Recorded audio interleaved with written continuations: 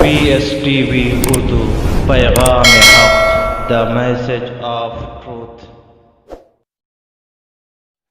سوال ہے کہ بر صغیر میں یعنی ہند پاک، نیپال، بنگلہ دیش، سری لنکا وغیرہ میں 6 کلمے مشہور ہیں۔ 6 کلمہ اس کی شرعی حیثیت کیا ہے؟ کیا ان کا کوئی ثبوت قرآن و حدیث میں ہے؟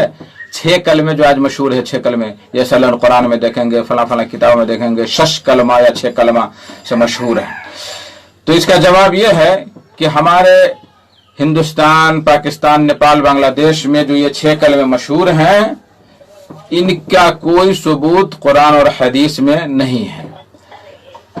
پہلے آپ ان سارے کا نام سماعت فرما لیں۔ پہلا کلمہ طیب، دوسرا کلمہ شہادت، تیسرا کلمہ تمجید، چوتھا کلمہ توحید، پانچواں کلمہ استغفار اور چھٹا کلمہ رد کفر۔ یہ 6 کلمے مشہور ہیں اور اس طرح سے ان کو مشہور کر دیا گیا ہے کہ اگر کسی کا امتحان اور پریچھا لینا ہو تو فوراً کہہ دیتا کہ آپ چھٹا کلمہ سنائیے، تو بڑا دندنا رہے تو چھٹا کلمہ سنائیے، تو نہیں سنایا تو کہہ دیا کہ آپ تو کچھ نہیں جانتے ہیں۔ اور اگر جس کو یہ 6 کلمے یاد ہو، اگرچہ وہ نماز نہ پڑھے، قرآن نہ پڑھے، دین کا کام نہ کرے، تو وہ ڈائریکٹ جنت میں جائیں گے۔ یہ جاہلوں نے اس بات کو سمجھ لیا ہے۔ یہاں تک کہ شادی کے وقت دلہا صاحب کو بھی 6 کلمے پڑھائے جاتے ہیں، سنے جاتے ہیں، یاد نہیں تو 6 کلمے تک پڑھائے جاتے ہیں۔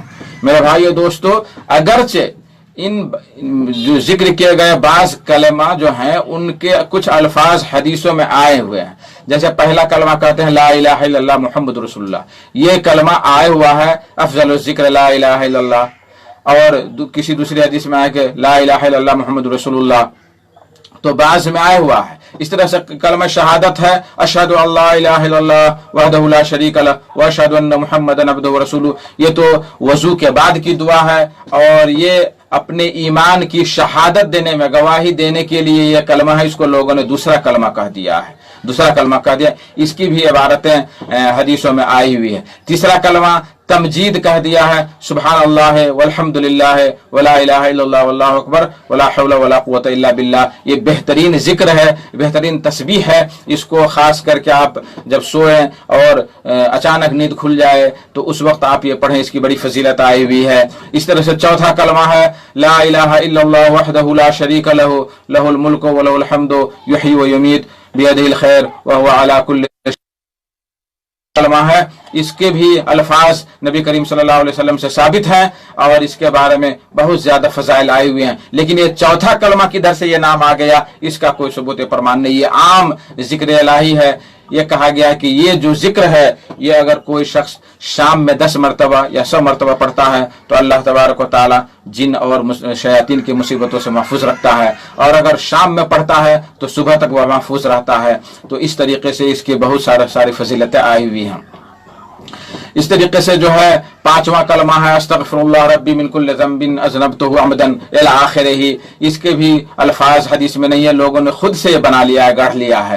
چھٹا کلمہ جو رد کفر ہے اللہم انی اعوذ بک من ان اشرک بک شیئا وانا عالم به واستغفرک لما لا اعلم به تبت عنہ الی آخرہ، اس کا بھی کوئی لفظ الگ الگ لفظ حدیثوں میں آیا ہوا ہے، لیکن ایک جگہ مجموعی طور پر کسی نے اس کو گڑھ کر کے بنا لیا اور یہ کہہ دیا کہ یہ چھٹا کلمہ ہے۔ خلاصہ کلام یہ کہ ہمارے ملکوں میں جو یہ مشہور ہے کہ 6 کلمہ سے مشہور جو چیز ہے، اس کا کوئی پرمان، اس کا کوئی ثبوت قرآن حدیث میں نہیں ہے، ذکر اذکار ہے، اور اس کی وجہ سے، ان 6 کلموں کی وجہ سے آج ہمارے بچے صبح شام کے اذکار سے محروم ہو گئے ہیں۔ ٹوائلٹ میں جانے کی دعا یاد نہیں ہے، کھانے کے بعد کی دعا یاد نہیں، مسجد میں جانے کی دعا یاد نہیں، 6 کلمے یاد ہو گئے تو سمجھتا ہے کہ وہ جنت کی بشارت اس شخص کو مل جائے گی۔ تو ایسا نہیں ہونا چاہیے میرے دوستو بزرگوں۔